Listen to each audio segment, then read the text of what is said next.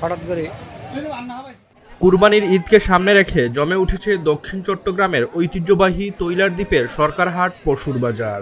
বাজারটিতে আনোয়ারা ছাড়াও বাঁশখালী, পটিয়া, চন্দনাইশ, সাতকানিয়া, কর্ণফুলী, কক্সবাজার জেলার পেকুয়া সহ চট্টগ্রাম শহর থেকে ক্রেতারা এসে কুরবানির পশু ক্রয় করেন। গরু ছাগলের পাশাপাশি এ বাজারের অন্যতম আকর্ষণ মহিষ। বেচাকেনাও ভালো। ঈদের আগে আরও বাড়তে পারে বলে জানিয়েছেন ব্যবসায়ীরা। এখানে কুরবানির বাজার ছাড়াও সারা বছর গরু, ছাগল ও মহিষ বিক্রি হয়। খুচরা বিক্রেতারা সরকার হাট থেকে পশু কিনে দেশের বিভিন্ন হাট বাজারে বিক্রি করেন।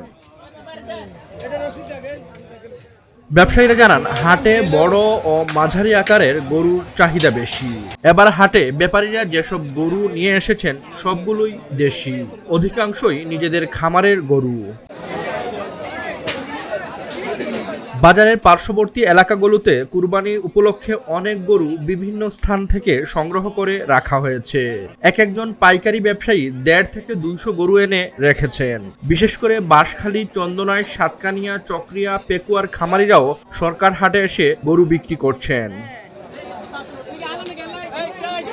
বাজারের ইজারাদার ক্যাপ্টেন নূর মোহাম্মদ বলেন, ক্রেতা বিক্রেতার ভিড়ে কেউ যেন প্রতারিত না হয় সেজন্য আইন শৃঙ্খলা রক্ষা বাহিনীও সতর্ক অবস্থানে রয়েছে।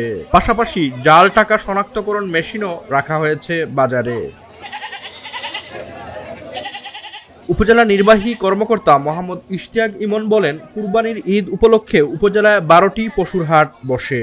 এসব হাটে আইন শৃঙ্খলা রক্ষাকারী বাহিনীও সতর্ক অবস্থানে রয়েছে। ক্রেতা বিক্রেতারা যেন প্রতারিত না হতে পারে সেজন্য মোবাইল কোর্ট টহলে থাকবে।